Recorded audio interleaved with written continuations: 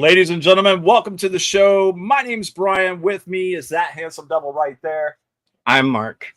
Jesus Christ, it takes you so long. Are you Oh, okay? shut up, man. I'm a little excited today. I know you are. You're super excited. This guest that we have in the green room waiting for us to bring him on the stage, Mark has talked to over the past couple of months, right? About a month. Trying to get him scheduled in for our little show here. We have who we got? We have Al Snow. Who's Al Snow? Wait a minute, who's that? Well, he's got different names, but I knew him as Al Snow mainly because he was in ECW, WWF, WWE, what other TNA. He was in a shit ton, but we're gonna bring him on. Excellent. This lighting sucks in this room. I am terribly sorry, guys. I did go out and get some sun today, but the lighting in here is absolute. Yeah, and you soaked your phone too. Uh, How you doing, Al? I'm doing very well. How are you? Fantastic. I'm doing good. Fantastic. We're good. We're good. Yeah, we were worried. We were like, I hope he doesn't cancel again.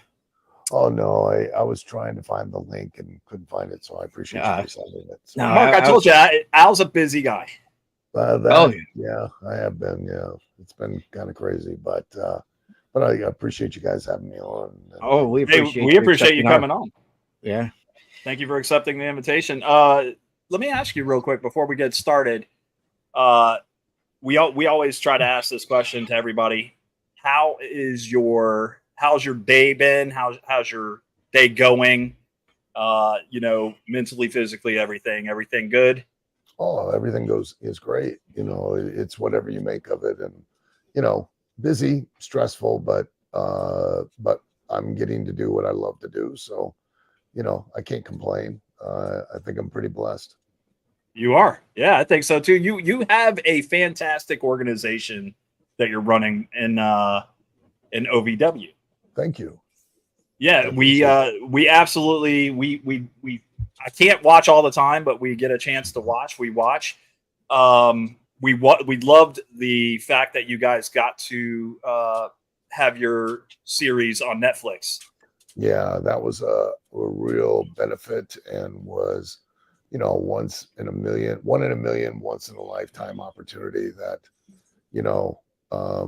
I was so grateful that it happened, and really even more grateful that, Greg Whiteley, the director, producer, was a part of it and was a major factor in its success. He's so incredibly talented and did such an amazing job of capturing the human side of wrestling and the stories there. So yeah, just hats off to Greg and all the crew who were just incredibly talented, and really they're the unsung heroes of that whole thing because they work so hard every day for months with us. So is there a season 2 in the works, or can we not disclose that?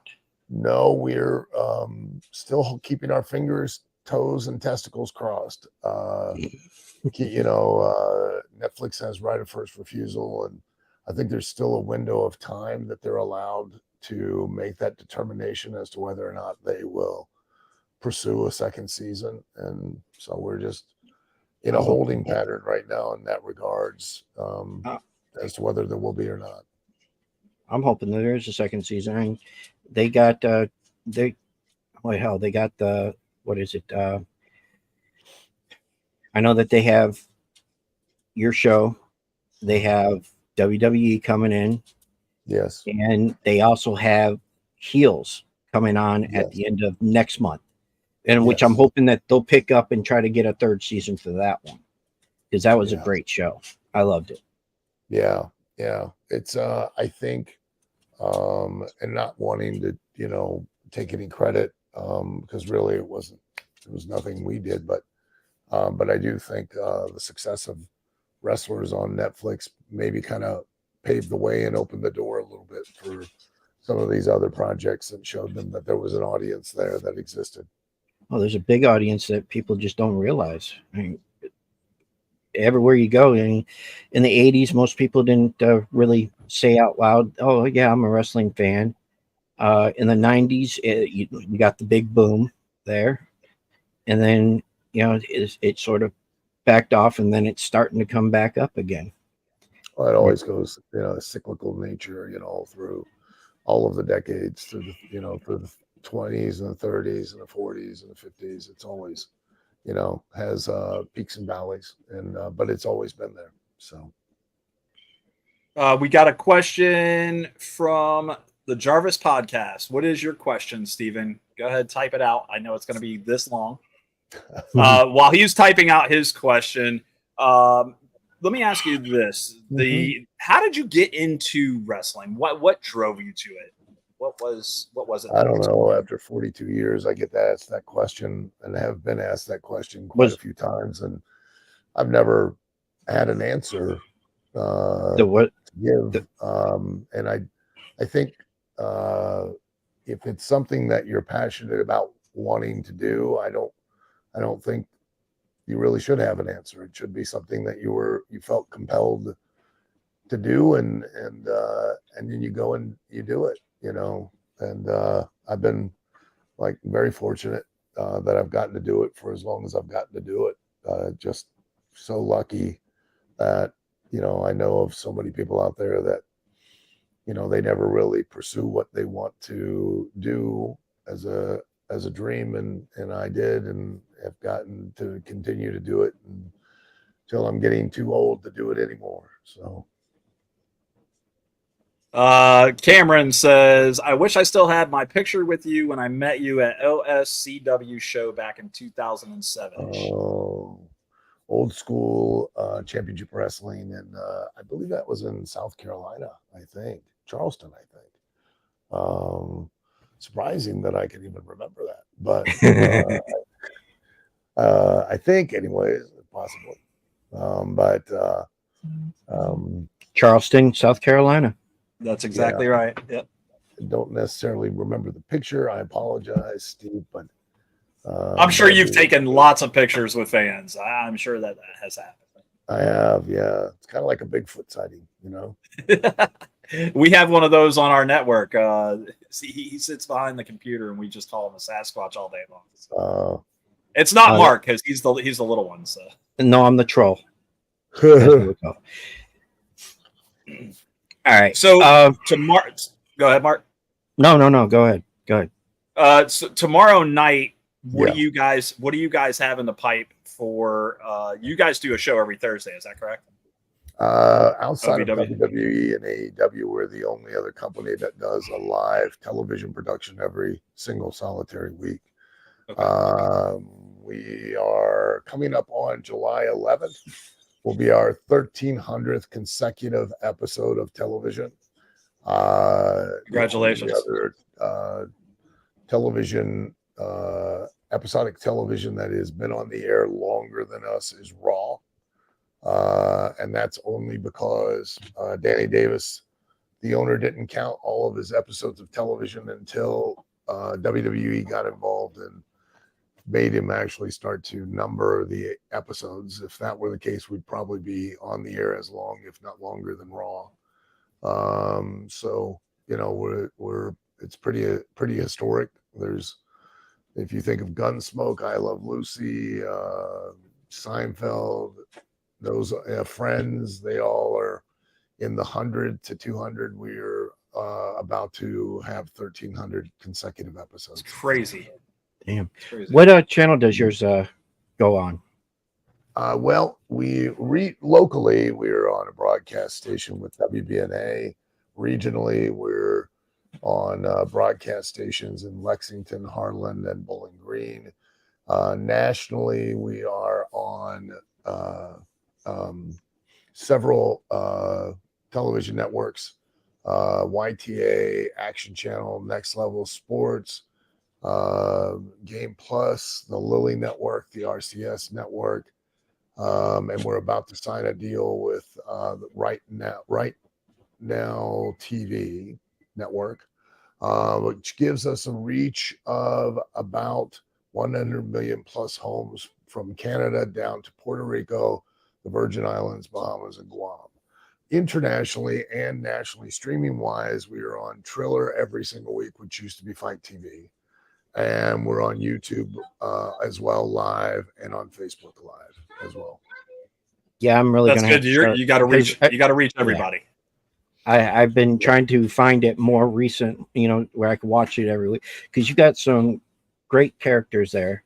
And I mean, we've talked to, who was it that you talked to? I talked to Cash. Cash is doing a show right now. Yeah, is he still with the organization? Yeah, he's still with the organization. He is on a sabbatical. He is in Atlanta filming the second season of Tulsa King with Sylvester Stallone. And we hope that we can get him on the show as well. We're not trying to poach your talent by any stretch of the imagination. We're just trying to get. We just want people to get to know the wrestlers. We want people to get to know who they are. Yeah, it's fun to know other wrestlers other than what you see like on WWE, AEW, TNA. I mean, I can keep naming them all off, but there's a big long list of organizations out there. Okay, Jarvis says, ask him what it was like wrestling Hardcore Holly in Falls Count Anywhere match, which ended up in a lake or a river. What was that like for you? The Mississippi River. The Mississippi River in Memphis. And it was a lot colder than I expected, but, with it being February, and the river was a lot deeper right there by the shore than what I expected, and the water was moving a lot faster than I expected. So there was rescue boats, I'm assuming, right there in the water for you guys too. No, there were not rescue boats anywhere near them. No. Holy crap. Southern Outlaws Band is in the house watching. Oh, cool. Here is another question from, was the Job Squad character your idea? Yes. Yeah. It was a kind of a smart ass joke that kind of grew and took on a life of its own. And, it went a lot further and did a lot more than I ever imagined it would. Did you create all your characters, or were some of those handed to you and like, hey, this is what I want you to do? Avatar was basically handed, but when you get those things, Vince doesn't tell you, he allows you to make it your own. And it just, at the time, if I knew then what I know now, I could have made much more of that opportunity than what I did. And I take responsibility for that. The Leaf Cassidy, the same thing, was brought to me, and I was given a certain direction, and was really lucky to have the opportunity to team with Marty Jannetty. He's so talented and so knowledgeable, and I learned so much from him during the time. But it didn't work, and then the reason it didn't was Marty his heart wasn't in it, and I don't blame him. I mean, he kind of felt like it was kind of I don't know, kind of taking Rockers 2.0. Yeah. I mean, when you take a great tag team and you take one away and add a new one to it and then call it the New Rockers, it doesn't have the same. It's like when they did it with Demolition, that you had Axe and Smash and you had Crush, and then they take away, I think it was Axe, and it just didn't work. Yeah, I mean, the original, Cornette always says nothing sounds older than putting new in front of it, and it's doomed the minute you put new on anything. So we will never say this is a new show. LOD 2000, that's another one. As soon as they did that, it was destined to fail. Sure. It doesn't allow the performers to create their own identity and make it their own. It's always living in the shadow of the past. So, did you ever have a favorite opponent? No. People I get that question too. Do you have a favorite match? Do you have a favorite moment? Do you have a favorite opponent? I have so thoroughly enjoyed what I've gotten to do, and every time I've gotten to do it, that it's very difficult to pick out just one time, one moment, one opponent, that you would go, oh, that was it. That was where I determined that, I really enjoyed that one thing. I've I tell people all the time, I've been blessed to do it. And every time I go to the ring, whether there's 6 people there or 600 or 6,000 or 60,000, it's always been an amazing experience every time. Here's a similar question Cameron wanted to ask. Out of all popular wrestlers out there, who's had the best personality that you've ever met? I think that's probably going to fall along that same lines. I think you've met. I was going to say it's kind of, everybody pretty, everybody I've met. I can tell you this genuinely, and it's not because I have been one, but because that was what I had found. From the moment I broke into the business, some of the wrestlers were some of the most eclectic, eccentric, highly intelligent and creative people that I've ever met. And I've met and associated with people from all walks of life. And, I've just never really found anyone who could match intellectually or creatively wrestlers as a whole. But you have to have you have to have an imagination to be a wrestler. I think it's because of some of the stuff that they come up with. To make it work, you have to have an imagination, and you have to be able to act that imagination out. And I mean, some of your characters definitely, like the Al Snow when you introduced Head.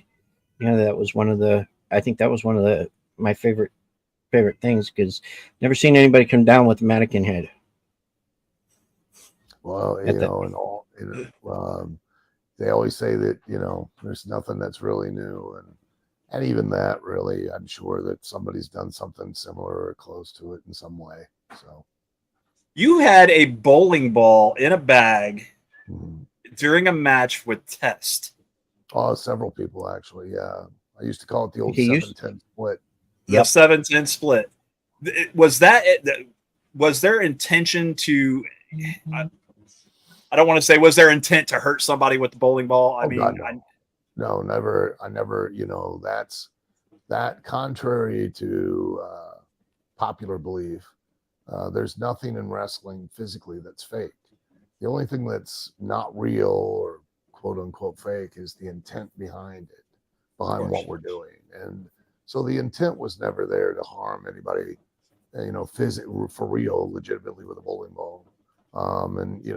But it, like anything, like getting hit with a steel chair or, whenever you land, taking a bump and things like that, there is a certain amount of actual real physical pain that occurs. I would not want to be hit by a chair. I've heard a lot of wrestlers say that that's not fun when it's coming.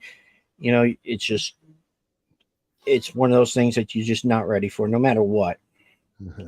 Well, the reason I asked the question about the bowling ball situation was because I didn't know if I know what a receipt is, and we'll explain a little bit. A receipt in wrestling is if you hurt somebody, that person. Brian, you're supposed to let the person that knows what a receipt is say it, not you. Oh, okay. Well, that's where my question lied with the bowling ball. Like, where you had it ever come in across your head if something happened like that? This is their receipt. Okay. No. And you answered that. So. Receipts are a case of where if someone is intentionally trying to hurt you, you're going to give one back to kind of settle them down or correct them or get things back on track. Or they're being careless, they're being irresponsible, or they're being disrespectful, then that's where you're going to give one back. And the objective is not so much a revenge or you know, a tit for tat as it is. Okay, look, you got one on me. Now I'm sending you a warning. Let's not keep doing this. Exactly. Yeah. You know, it's completely unnecessary. So that's why you usually do those. You know, you give a receipt is to, you know, hey, all right, you got one. Now let's knock it stop. off. Yeah, knock it off and let's keep going. Al, this is from one of the guys I work with. He said, if you were still wrestling, where do you see yourself fitting in today's product if you were still performing? And he had a great one too. And after you tell us, I'm going to tell you what he came up with. You know, where do I see myself fitting in? I would, you know, wherever I can make myself fit in. That's up to me. That's not up to anyone else. And, you know, especially now, knowing what I know compared to what I did before, you know, it would be dramatically different. I'm sure I could take more advantage of the opportunities I was given in prior days. If I knew then what I know now, I could definitely take advantage of those opportunities to their absolute fullest. So Jim says to me the other day, he says, man, Akira Tozawa is a fantastic wrestler. Mm-hmm. He has, you know, he says if Al were to come out and Al was wrestling, he'd team up with Akira Tozawa. And Akira would translate for Al because Al is the one that doesn't want to talk. So he comes out and he talks to him and explains what you want to do in broken English to the crowd. I was like, I don't know if that would work in today. I don't know if that would work in the product today, but it could, right? You never know. You never know until you get out there and you do it. It's not what, it's who and why that matter. Have you ever said that has somebody ever told you had to do this and you just refused to do it? No, that never happens. Nobody ever comes up and says you have to do something. I mean, or they suggest they want you to do it, and well, then you know, you just decide. You know, they're not going to put you in a position where you do something that you're uncomfortable doing because it's not going to work.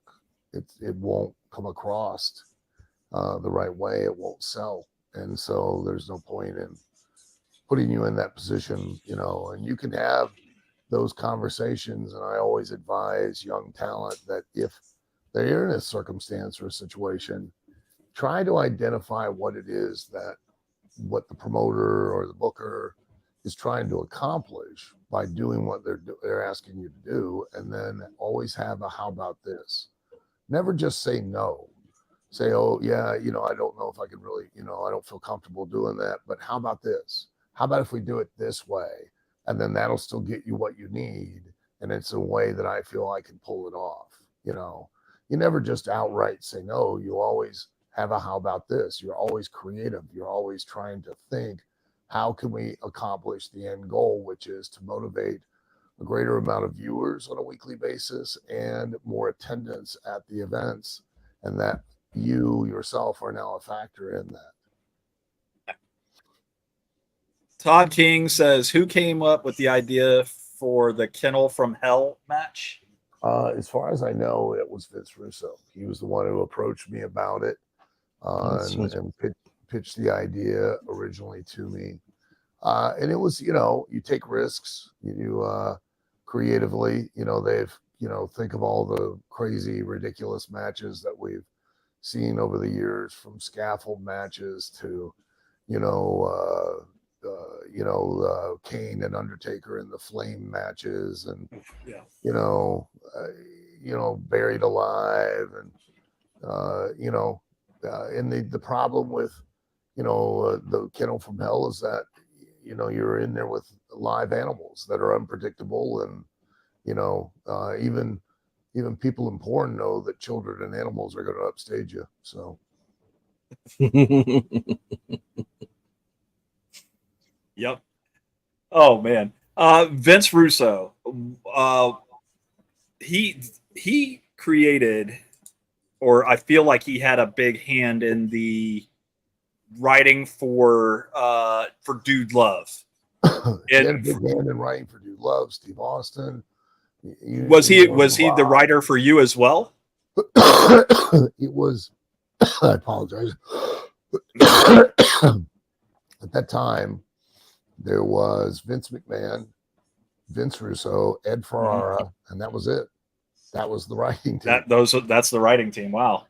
Yeah, and Vince McMahon was the guiding force as far as from a wrestling perspective, and Russo and Ferrara were from the creative perspective, and so they wrote for everybody. They were instrumental in every moment that you saw on Raw and SmackDown and during that Attitude Era. You were in the locker room when Dude Love made his way back, when Mick Foley came back. Did he say what it was like to no longer have to wear the stinky mask? Because I know that was one of his interviews. Did he tell everybody like, "Hey, it's great not to wear that mask anymore"? Or? We never really talked about it. I'm sure he probably did enjoy it. I'm sure a lot of the guys enjoyed him not having to work with him wearing that thing. It really stunk, didn't it? What about the Kane mask? That one too? Well, that any of those leather products, the sweat and the acidic properties of your sweat with the salt and everything mixing with that leather and the dye, inevitably it just you can't wash it, you can't clean. It's very difficult to clean and maintain the leather, and you can't just throw it in a washing machine. So it has a tendency to get a little robust as far as this is concerned. Got it. Mark, I know you got questions. I do. I was just looking at my paper. You've got a bunch of questions. Well, I have some. Anyways, because I had like different ones that he's already answered. So I'm here. All right. I know that OVW and WWE used to work together. Mm-hmm. I know TNA and NXT is now working together. Has anybody ever reached out to you guys to try to work with you? No, not at this time. No. Oh, I hope they do though. It'd be great. If they do, they do. That'd be wonderful, and always open to pooling resources and working together, and creating opportunities. But if they don't, then we'll continue doing what I'm doing and working towards growing, expanding, and building an audience for the platform. Now, your wrestling shows, I see that you are. I don't really see you coming a whole lot south because we're in Florida. Do you guys ever do any in Florida? Possibly, yeah. Yeah, we may very well in the future. We're going to Vegas and Arizona in July. Mm-hmm. We were in Illinois just this past Friday, I think. Prior to that, we were in Nashville the month before. We're going up to Pittsburgh, Youngstown, Milwaukee, Cleveland, all in August. So yeah, we get around. Yeah, Brian, you'll have to buy the tickets for that. I'm in. I already told you if they move down here, if they come down to Florida and we need to go see a show, I'm in. Let's go. Sure. Yeah, we just did. Mark took me to NXT for my birthday. I was like, man, that was fantastic. Right at the Armory. I mean, we're literally an arm's length away from the talent in the ring. So I was like, holy cow, this is fantastic. So I think Mark got some really good pictures. And yeah, I posted a picture and helped it go along with the rivalry that's going on right now with Lola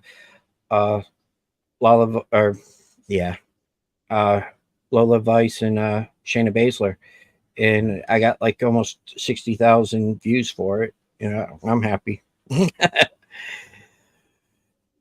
So that's our deal. So we want to try to help push the talent and push the product.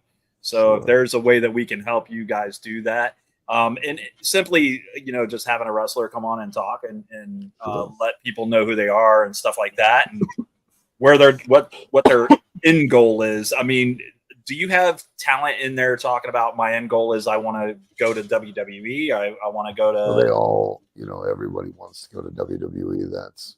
That's the end destination for everyone, and that's but they all want ultimately the real measure of success is, can you do what you love to do for a living, and that alone, that you don't have to supplement your income in some other fashion, that you don't have to, you can just pursue whatever it is you want to do and nothing else. And that's the real meaning of success. The WWE is the greatest platform out there to help sell your product, which is ultimately you, the wrestler. And of course, you're going to want to go there because it's going to facilitate your ability to do exactly what I just mentioned. But any of the platforms that are out there, if you properly utilize them the way they're supposed to be utilized, which is to sell yourself and make yourself an attraction, not a great wrestler, a great attraction, then you will continue to get opportunities to do that over and over and over again. Yeah, absolutely. What about the writing? Who does the writing for OVW? I do.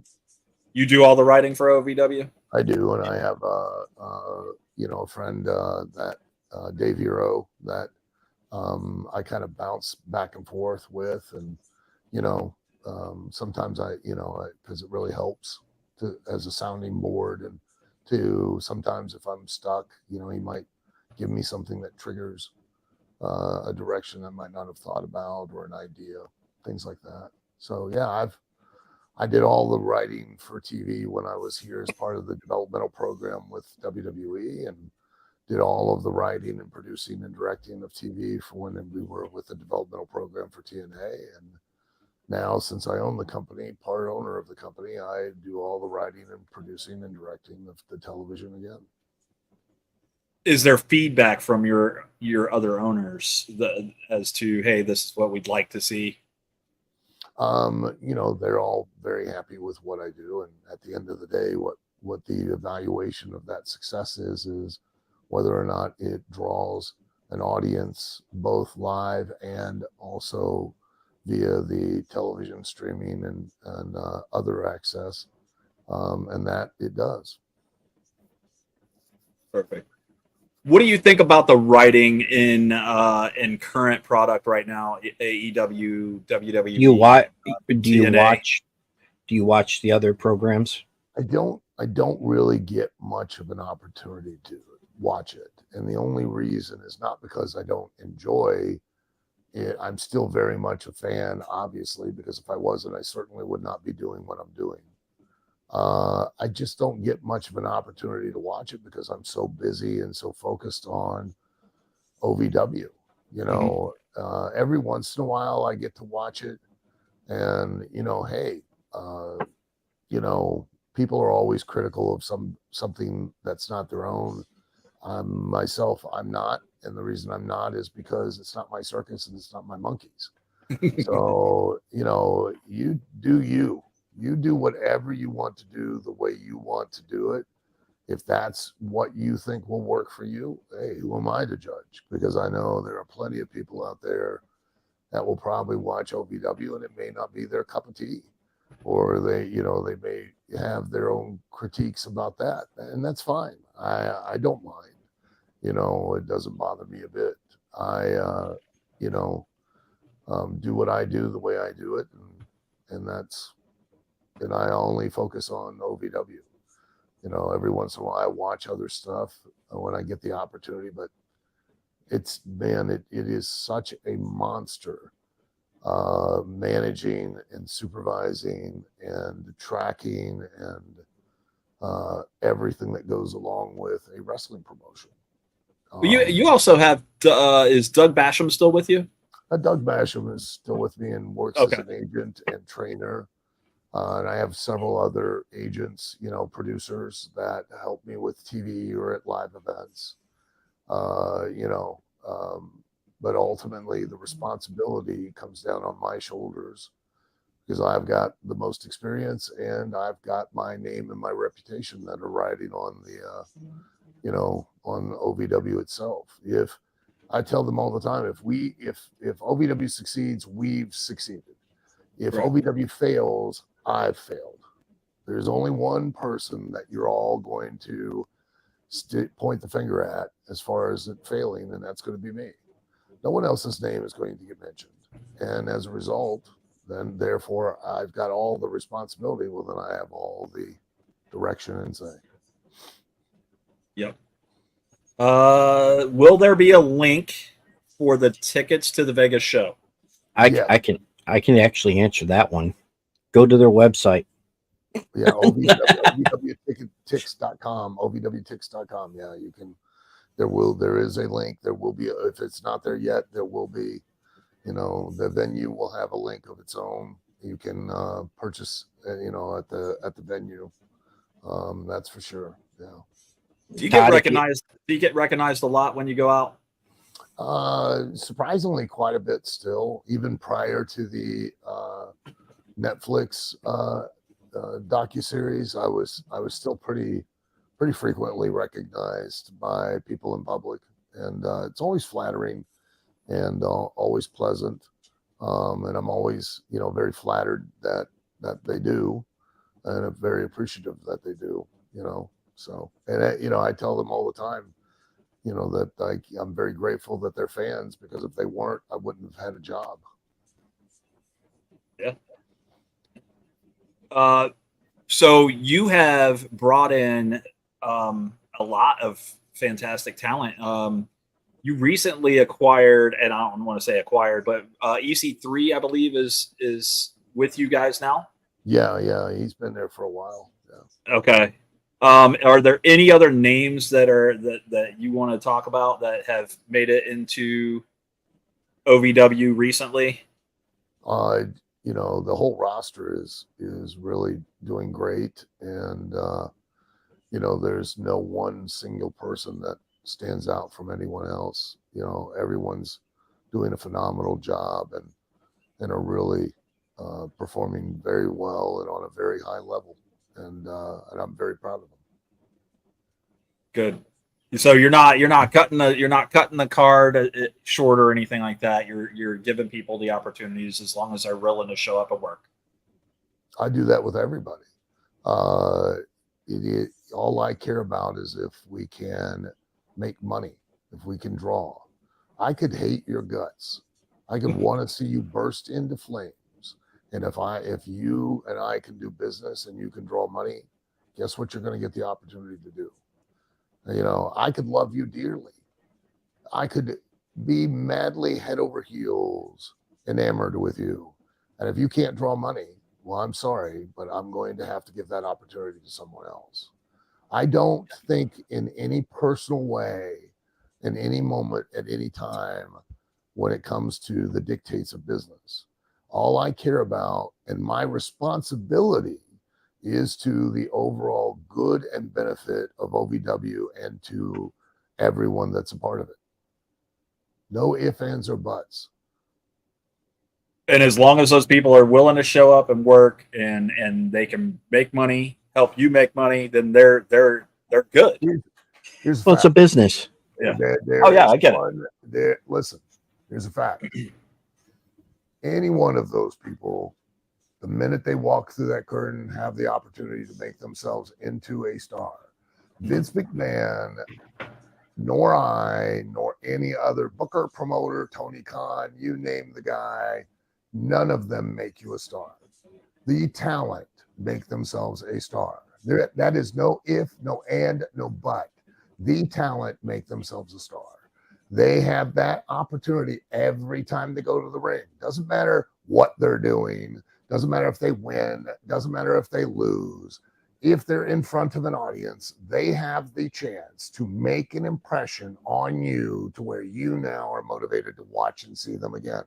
The more they are able to capitalize on that and create something, the more I then can use that, and together we both make money. The idea that it's the writers or it's Vince or someone else is absurd. That doesn't exist in any form of entertainment. The performer is who makes themselves a star, and they have that chance and opportunity every time they get in front of an audience. And if they don't, that's just like when you used to play baseball as a kid. You got a chance at bat. Mm-hmm. If you struck out, it wasn't because the coach didn't put you up there to play. Yeah, you got your opportunity. Yeah. Now I agree you with need to that. hit the ball. And you had the opportunity to make a home run. You had an opportunity to be the game-winning hit. You had the opportunity to hit that triple. You had the opportunity to, but you didn't. You bunted. You walked. You struck out. Well, that was on you. I walked a lot because I was like 3 foot nothing, and they couldn't hit my strike zone. His So- strike zone's terrible. You got to throw it at his feet. Oh man, what was the question I was going to ask you? The hell, we know. Heel or face? Which did you prefer? I spent the majority of my early career, probably 12, 13 years as a heel. And I preferred being a heel because I controlled and dictated the match. Back in the day, being a heel meant that you called everything in the ring. You told the babyface what to do, what not to do, when to do it, how to fight back, when to fight back, how much to fight back, when to die, when to get up, when to stand still, when to run, everything.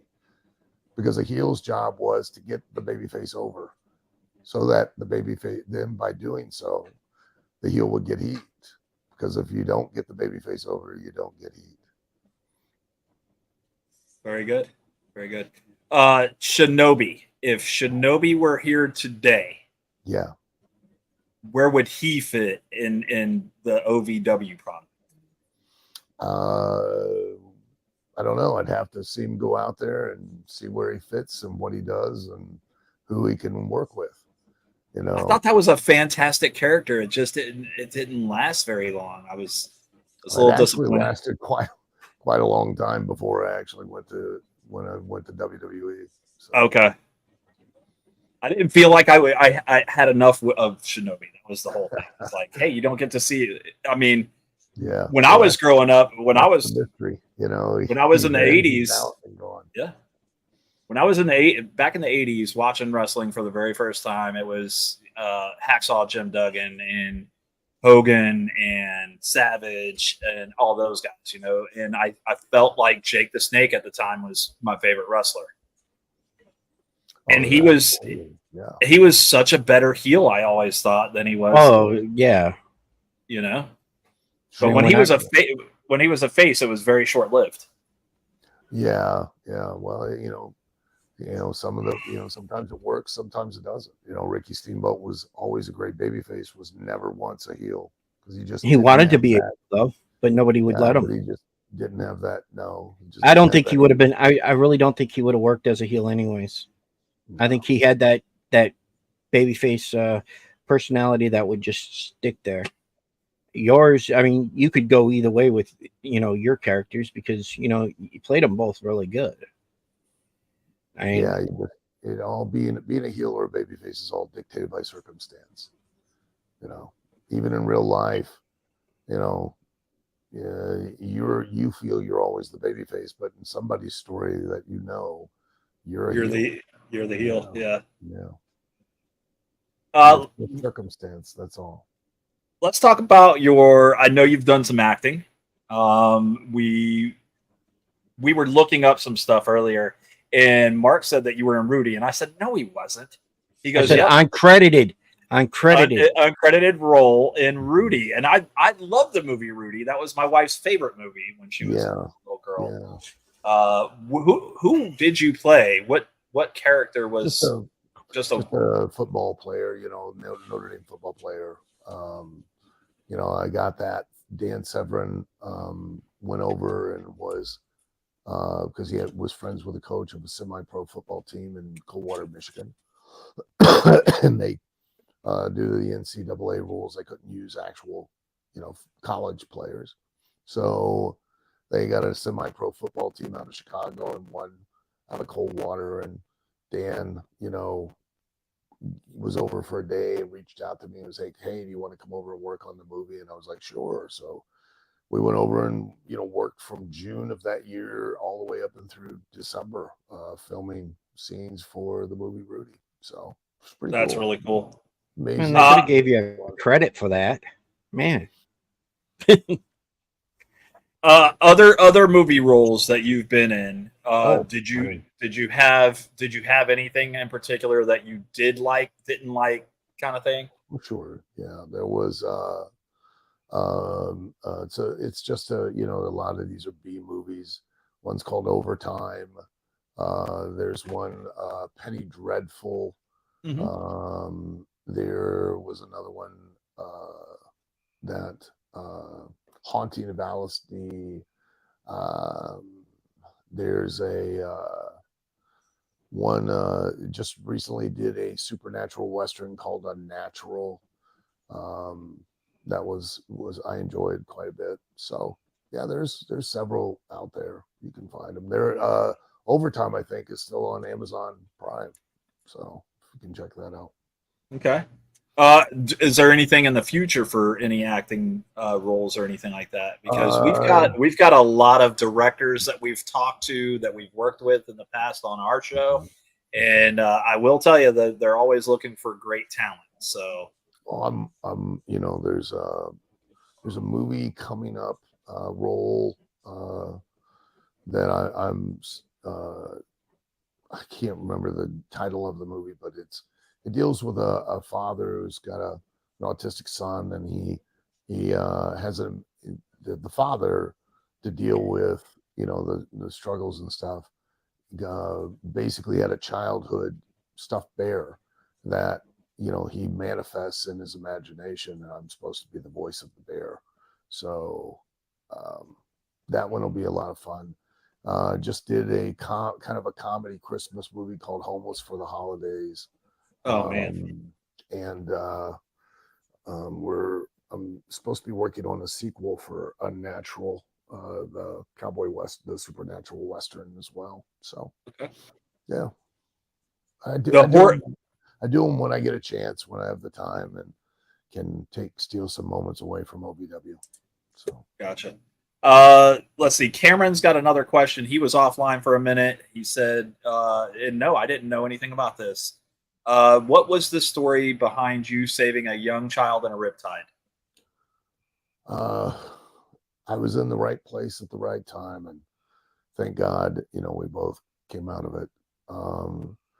We were in Destin, Florida, and quite honestly, my wife and I were down there visiting friends, and we were supposed to not even be there that day, but the day before there was a really bad storm, so we didn't really get the chance to go down to the beach. Welcome to Florida. Down to the beach, and when I came down, I noticed there was they had on the beach these red cones in this like part of the beach, and that was where you weren't supposed to swim, because there was apparently currents and riptides, and I was in the water, and heard the young boy screaming, and yelling for help, and it looked like, quite honestly, like somebody had tied a rope to his foot and was just dragging him out into the water. Oof. He was going and was trying his best to swim, and was yelling for help, and nobody was really moving to do anything. I don't know why, but so I just sprinted through the water as fast as I could, and thank God I got there.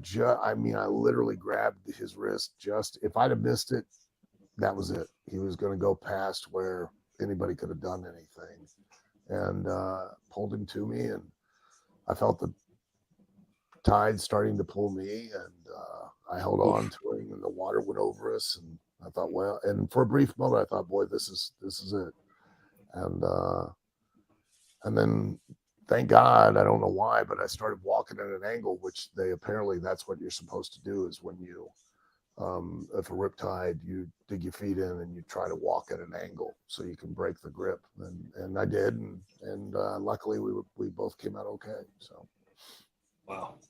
I don't know why I didn't know anything about that story. I'd never heard that before. That is I wasn't that's gonna. crazy. I wasn't gonna bring it up unless he did, because some people they don't want to talk about certain things, and I was like, I left that one. I was lucky to be in the right place at the right time. So. Yeah, that was Perry Saturn was in the same kind of situation. Not a swimming thing, but it was a house. Wasn't it a house fire or something like that? House fire, yes. Yeah. Riptides have killed a lot of people too. I have, Shad, one of my kids, Shad Gaspard, and his son. Yep. He saved his son and was, drug out and drowned. So, yeah. How did you get picked to be one of the coaches for Tough Enough? Was it something they asked you? Would you want to do this? Or yeah, JR had approached me, and so did Kevin Dunn, and I'm so grateful that I had that opportunity. It was an amazing experience, and I really enjoyed being a part of it, and I was very proud of it, and still am to this day. I really so grateful to have had that opportunity. That was incredible. I think there was some great talent that came out of there too. Oh yeah, absolutely. Yeah. Do you feel like OVW in some ways is still like you being a coach on Tough Enough in some ways, or no? Probably, because I was just being me on Tough Enough, and that's all I'm doing. And OVW is the same thing. I'm just being me. Ain't nothing wrong with that. No, not at all. How did you buy OVW come about? How did it come about? You buying OVW?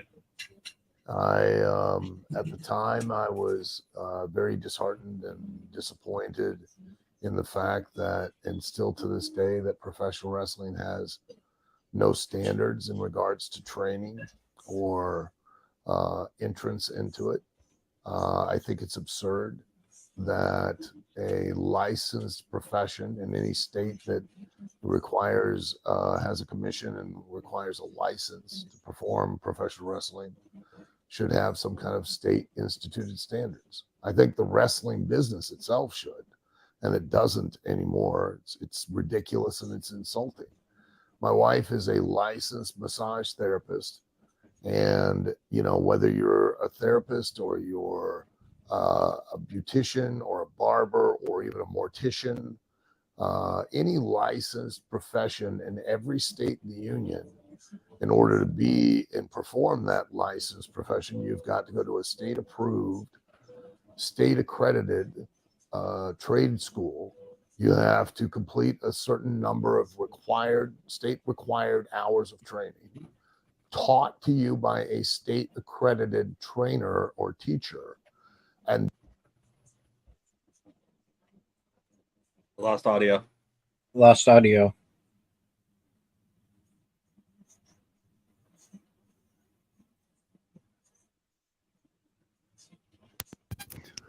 Sorry, battery went dead. You have to have a certain number of state supervised hands-on experience before you can even take a test to get a license to perform that profession. You want to be a professional wrestler, you can go to absolutely anybody, anywhere, and you can pay your money and go for any length of time, and wham bam, as long as you pay your money and have a physical, you can have a license. Oh, I know a guy that did that. It was me. Absolutely insulting. It's absurd. And I see so many people in all forms of professional wrestling that, not just from an aesthetic or cosmetic standpoint, but from from a physical conditioning standpoint, have no business whatsoever stepping foot in a ring.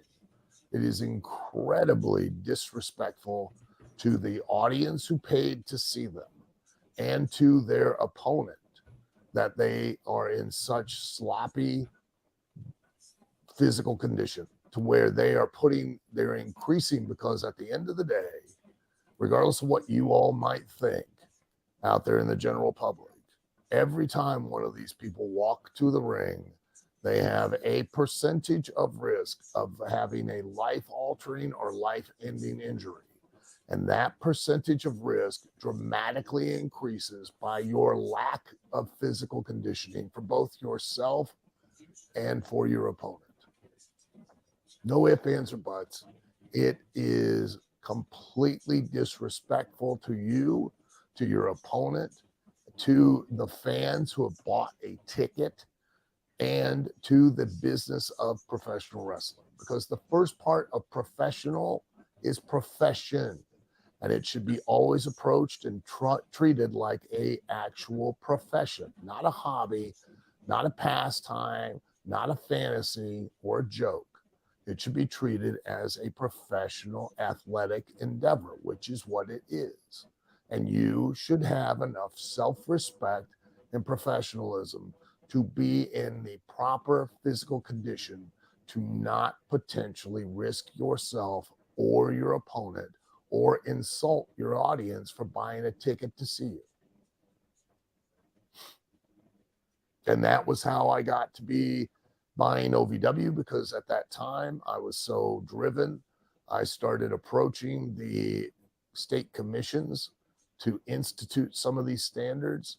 I went to a board meeting of the Kentucky Boxing Wrestling Commission. And at that time, my partner that I initially started this with, Chad Miller, was the executive director. One thing led to another, and Danny Davis was getting ready to retire, proposed the option of buying OVW, and Chad and myself and my partner Joe Reeves at that time purchased OVW, and then I say it's the greatest rib I've ever pulled on myself. So. Listen, I think that you came into a spot that needed you the most, because had you not purchased OVW, what do you think would have happened? I think that it would have probably turned into what you were just talking about, where nobody cared about the physicality of the wrestlers and their mental health and their physical health and stuff like that. So I think somebody put you in that position to purchase OVW, to make OVW bigger, better, and to thrive. Well, I don't know. Maybe I kicked a puppy or dropped a baby or something. You know, I don't know. Karma works in strange ways. If you don't, let me ask you though. Let's think about it. If you think about it, do you think that he would have retired and sold it to, who would he have sold it to at that point? If it wasn't you, he would have sold it to Joe Smith down the road, who knows nothing about wrestling. Yeah. Yeah, maybe I don't know. I couldn't even tell you. So I think you were put there for a purpose. So thank you for buying OVW, and thank you for making a really good product. And we are super excited for what is to come in the future for OVW. And we hope that you guys do get a season 2 on Netflix. My wife is a huge fan of not just the Netflix series, because I made her watch it, but the episode 1, she was absolutely tear jerking. And I was like, okay, calm down, relax. She does every once in a while now watch, if we get an opportunity to watch wrestling, she'll watch with me, and she asks a bunch of questions. I don't know why. I just tell her to sit down, shut up, and hold on. My wife does the same thing, but she'll sit there and tell me, "Oh, I don't like watching wrestling." You know, next thing you know, she's sitting there watching it with me. I'm like, I've been a wrestling fan since WrestleMania 3. That was my very first event, the first time I ever seen wrestling, and I was like, yeah, I was hooked like that. And ever since then, it's like, people always tell me, "Oh, it's fake." I said, no, maybe the outcome is fake, but look at what they're doing to one another. I said, there's no way. I mean, yeah, you're trained to do this stuff, but you're not, the stuff that you do in the ring, they couldn't do without hurting somebody. I mean, you guys are doing it, learning how to do that. So here's the question I have. I know that you've been hurt in the ring. Sure. About how many surgeries have you had?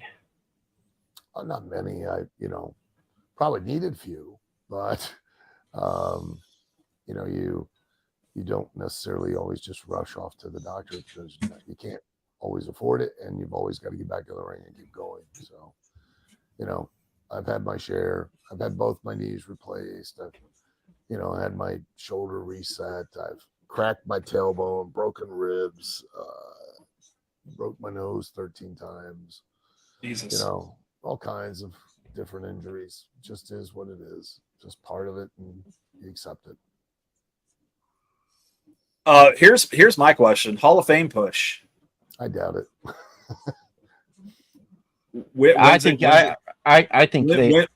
When's your induction? Because I think that Probably. you should be inducted into. Well, I appreciate that. Oh, come on. They to be honest, okay, I know I'm hitting a stretch here, but they did induct Coco Beware. Sure, yeah. And I think that, Al has done more than what Coco has. Well, that's not up for me to decide. That's up to the powers that be. So I'm just hoping that eventually they have a physical Hall of Fame. Well, yeah, me too. That'd be pretty cool. I would love to go. I would love to go see it. Probably just a lot of the stuff there that you don't get to see every day, and I hope that they put it in Florida. Probably in Vegas, I would imagine. Probably now, yes. Yeah. I could see that happening in Vegas. That means that my wife will get her wish to go to Vegas with me. There you go. Yeah. It might be to get the divorce after almost 26 years. Oh, come on now. Al, listen, you have been super generous with allowing us to have some of your time. We don't want to take up all of your time, so we wanted to thank you for coming on and being a part of the show. Is there anything else that we didn't ask you that you would like to talk about? Anything you have coming up that you want our fans and the viewers and the listeners to know about?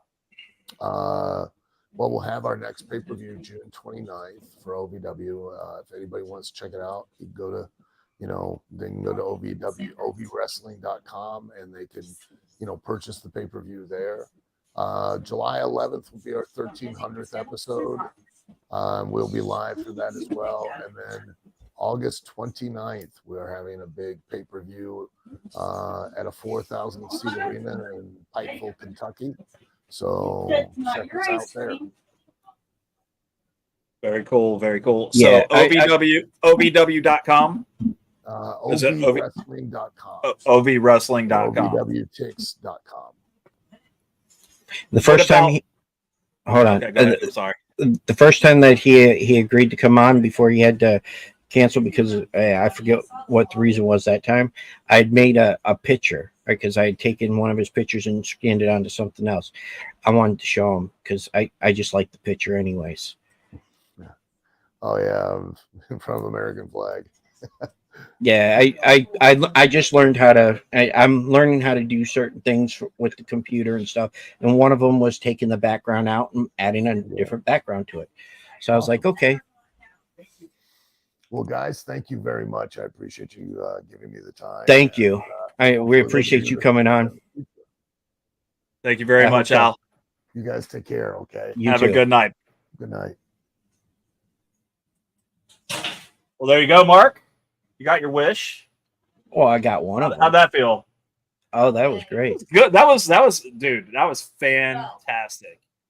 Fantastic. Al is such a down to earth guy, super humble, and we're so glad that he was able to finally make it on our show. We don't have the biggest show. I was actually quite honestly, I was just happy he was real. So guys, so what happened was I told Mark that he was probably being punked. I was like, dude, I'm telling you right now, if we don't get an interview with Al, it's because somebody is sitting behind a computer somewhere going, I'm going to see how long I can mess with this guy. It wouldn't have been too much longer, but no, I'm very happy. I'm very. He would have happy only that we sent. got He him. would have only sent. He would have only sent $100 in the mail, and then. Dude, I And don't then. send nobody. I don't give nobody. I Money. know. I know. If they would It's have 'cause asked for money, I would have been like, this probably ain't him. It's then. because your wallet's completely slap empty. That your wife, you gave it to your wife, and she's like, "Thanks. You can have it back when I'm done with it." Oh my goodness! Next week, FT, what the fuck news will be back on Wednesday. We will be back to our normal schedule programming, I think. Unless I want to screw with Glick some more. I'm waiting. You over here trying to get fired, aren't you? Well, Come on, Steven, knock it off.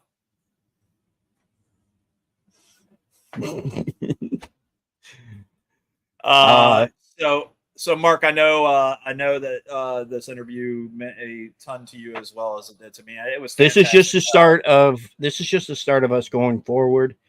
I hope we can get some more wrestlers, and we'll figure a way of working it around their schedule, minus a few days. But we will. We're not going to do Wednesdays unless WTF it's an News absolute. decides that they want to do unless they want to do a Thursday. And I believe that WTF, if I'm not mistaken, I don't know. I don't want to talk out of turn on there. I don't believe that they're going to have an episode tomorrow night. I'm not 100% sure. I believe we'll just have to wait and see. I think that they'll post something this evening or tomorrow evening, or tomorrow morning, I should say, to let everyone know if that's the case or not. Well, we can. If not, they will be back at their regularly scheduled time and day next Wednesday at 7:30. Yeah, 7-ish. I say 7-ish. 7-ish. Okay. But if What the Fuck News is not on tomorrow, they can always catch us on Bryce Tucker show. Yes, that's right. We will be on Bryce Tucker show tomorrow, where he is going to sit down and interview us to. What are we doing again? Why? Why does he want to talk to us? He wants to get to know us better. Since we've had him on our show quite a few times, and we know him very well, he wanted to turn the tables on us. I like it. He wanted to do it. He wanted to do it each one of us separate in the beginning, but then he was like, "No, can't do that because the internet screwed up, or the storm screwed up your interview." So he said, "Screw it, we'll just put them both together." So we'll see how that works out. I think it'll be fine. Hopefully. So we'll be live tomorrow on his show between 8 and 8:30, I believe, tomorrow night. I think he said 8 o'clock. Right. And we'll be talking shit with Bryce Tucker. I guess. What's Bryce Tucker's show called? Oh, did he name it? Yes. It's I think it's just Let's Talk with Bryce Tucker. That's what we should have just called ours. Let's Talk. No, I'm joking. It's going to be a pass. All right. So what do you got coming up for us in the future, Mark? I know you've got a great lineup of characters. Yes.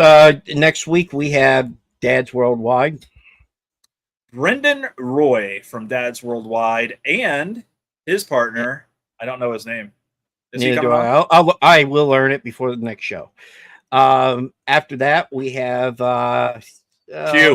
Hugh from Roseblood. He does music reviews. He's going to he's going to help us introduce what we're doing on June 22nd. Ooh, you want to know what we're doing on June 22nd? Ooh, what are we doing? You can't know today. We're going to keep it a secret, Glick. What? We're not telling anybody. Dude, we've already told people. Did we already tell it? Did we already tell people? Yes. It's going to be our very first live. On location. Exactly. You can't just stop live because we do stuff live every week, just about. This is a recording, sir. No, it's not. I know. But we get to do a live show from Walmart in Homosassa and it's a second annual car show. It's to help with the Children's Miracle Network. And yes, they asked Talking Shit to be part of their show. But that day, Go figure. we are not talking shit. We are talking shh. We're gonna tell. Shh. Shut up. Anyway, Shut up, Click. Anyways, yes. And I mean, if you guys are local, and you're going to be around on the 22nd, please, for the love of God, come and say hello. Jump on the screen with us. Say hi. Say hi. neighborhood. Tell everybody, anything you want. Nothing's off table. Well, okay. Yeah, we're talking about Citrus County. There's going to be kids there, bruh. Yes. So, and if the meth falls out of your pocket, please pick it up before the cops see it. Before the kids see it too. Anyways, and then after that, it's at the end of the month on the 27th. We are going to have. We're starting a new episode, and it's going to be called what again? Do you remember? Free for all. Military talk. Yes.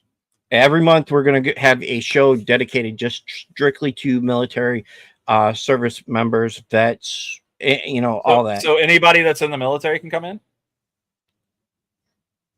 It's home assassin, not home. Never mind. I'm not. Nope. Yes. Anybody from the military. You could be in the military. You could be out of the military. You could be, either or. It doesn't matter. You can come on. It's basically where you guys can talk with one another, and it's a good thing for the military service members. It's vets talking with vets. It's going to be a great time, and we don't have to get into the nitty gritty. That it will leave that for Monday's show. So if you are following us on the Nonsensical Network, at bio.link/nonsensical network. Man, I'm gonna have to teach you this shit, ain't I? That thing right there. My God, I'm really gonna have to teach you something, am I? My God. Anyways, on the Nonsensical Network, we have shows 7 days a week, and we got shows hopefully something a little for everybody. Monday is Men Caring for Men. Tuesday is Jeff's Garage. If it fits Wednesday, in a garage. Hey, dude, you have to do the whole thing. Go ahead. I don't do the whole thing. You have to. Oh, Jesus Christ. What if it's hold on. No. That does not count. Tuesday, it's Jeff's Garage. If it fits in a garage, he will talk about it. If it has a motor, he'll talk about it. Tools. It's a great show, actually. Hot dogs fit in a garage. Is he going to be talking about hot dogs? No. It's got to have a motor. Oh. Well, fuck. Okay. And then Wednesday we have what the fuck news, where these guys will be talking about crazy nonsense that happened in the news, in sports, in entertainment, and what else? Anything else? Yeah, something else. They talk about a whole bunch of crap that happens in the news, the whole fucked up shit. That's right. Click no. Anyways, Thursdays is us talking shit. That's right. Friday we have Glick's House of Music. However, that will all be dependent upon if he has an interview or if he is just going to come on and talk about a genre of music or whatever the case may be. He does have an interview this Friday. He does have an interview this Friday. Who is it with? Yeah. Do you remember? Give me a second. Who's your interview with? We'll tell everybody. Write me out. Derek Wayne Douglas. Eric Wayne Douglas. Derek Wayne Douglas. Derek Wayne Douglas. He says Friday, 8 p.m., Glick's House of Music. Perfect. What do you got on Saturday? Saturday is Nonsensical Nonsense Open Door Challenge. They invite everybody on the show. whoever wants to come on, hit the link, come on, talk shit with the boys and girls, whatever. Talk that nonsense shit. Right. But there are requirements, though. Yes, there are requirements. You must have a camera. And it must be on. And keep your wiener in your pants. I was going to say you must wear pants. Sure, but keep your wiener in your pants too. Hey, and then Sunday we wrap it up with right now the Jarvis podcast. Steven will be talking about movies, video games, anything that he can think of, that's going on in the world today. However, you guys need to stay tuned because there could possibly be a rebranding or a new show. We're not sure. So stay tuned. Yeah, Steven hasn't told us anything. Just keep your wiener off camera, Glick says. Keep it below the camera.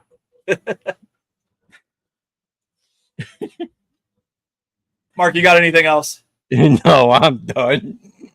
You understand that I just had a birthday. I'm like 74 years old now, and it is past my bedtime. Fuck you, man. You're only 47. You're not much older than me. You're only 5 months older than me. It feels like 30 years older than you. Yeah, whatever. Yeah. Oh, and guys, note this down for everyone watching and listening still. If you own a pool or if you get in a pool, take your cell phone out of your pocket.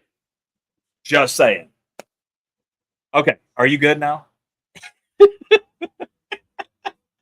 I don't know why that's funny. I still can't believe you did that. You and me both, kid. All right. From us here at Talking Shit, my name is Brian. I'm Mark, and we're out of here. We're out of here.